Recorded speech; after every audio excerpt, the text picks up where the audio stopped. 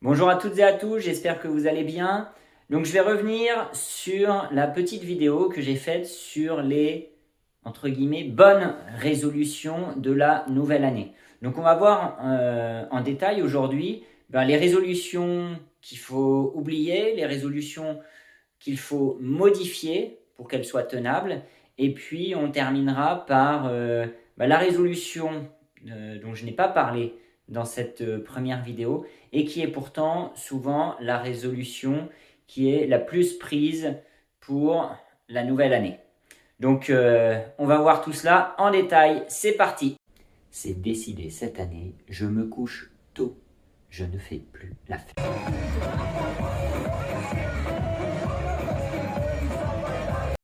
Alors, revenons sur la première résolution qui est de se coucher tôt et de ne plus faire la fête.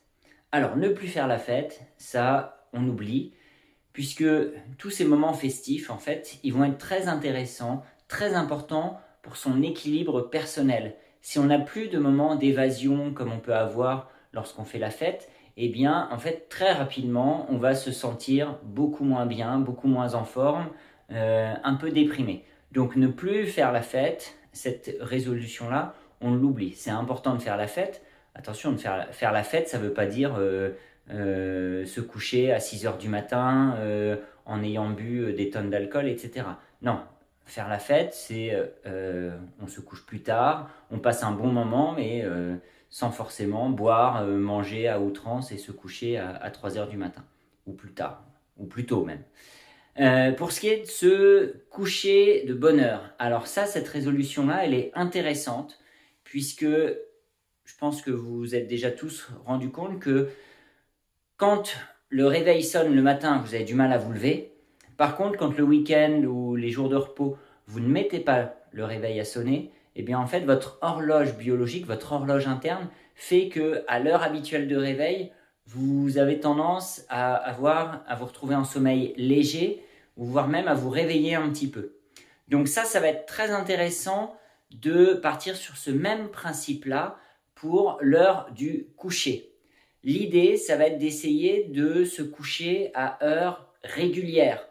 Et pourquoi pas essayer de se dire, habituellement, je me couche à 23h30 ou à minuit. Eh bien, là, je vais essayer de prendre l'habitude de me coucher un petit peu plus tôt pour avoir un temps de sommeil qui sera légèrement plus long. Une nuit de sommeil classique, réparatrice, ça sera entre 7h et 9h à peu près pour la majorité des gens.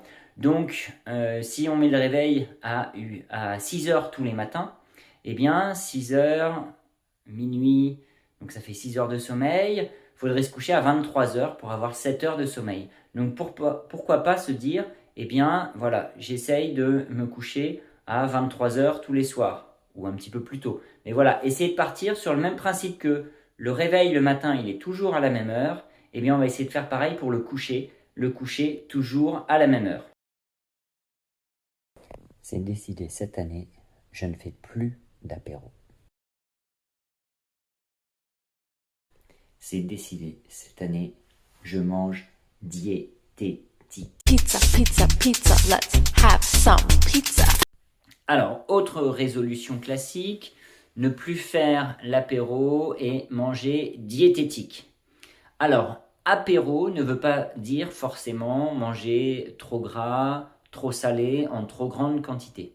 C'est l'image classique que l'on a d'un apéro, mais on peut tout à fait changer ses habitudes concernant l'apéro en mangeant par exemple des légumes, des carottes, des concombres, en utilisant des produits de la mer, si vous aimez bien. Donc ça peut être du saumon fumé, ça peut être des tartinades de thon. Voilà, l'objectif, ça va être d'apporter des aliments qui sont diététiques. Et le fait d'apporter cette alimentation-là, eh bien, ça peut venir, si on mange en grande quantité, ça peut venir remplacer le dîner, le repas du soir, par exemple. On n'est pas obligé de faire un apéro gras et ensuite derrière faire un repas comme on a l'habitude de faire. Donc l'apéro, s'il est fait avec des aliments de bonne qualité qui sont nutritifs, eh bien ça peut être un apéro dînatoire et donc on ne sera pas obligé de faire un repas ensuite derrière. Alors, pour ce qui est de manger diététique, eh bien, on va ne pas parler de régime. Régime, ça veut dire se priver, et donc ça va entraîner de la frustration. Ça, c'est tout ce qu'il ne faut pas. Donc, manger diététique, ça veut dire mettre en place des petites modifications de son alimentation pour s'obliger à manger, par exemple, 5 fruits et légumes dans la journée, s'obliger à apporter un petit peu de produits laitiers. Et donc, ces petites modifications que vous allez mettre en place au quotidien, elles vont vous permettre d'avoir donc une meilleure hygiène alimentaire, d'avoir une alimentation qui sera de meilleure qualité, donc moins grasse, moins sucrée, moins salée. Mais par contre, il faudra toujours vous laisser des moments pour vous faire plaisir, c'est-à-dire faire des petits écarts.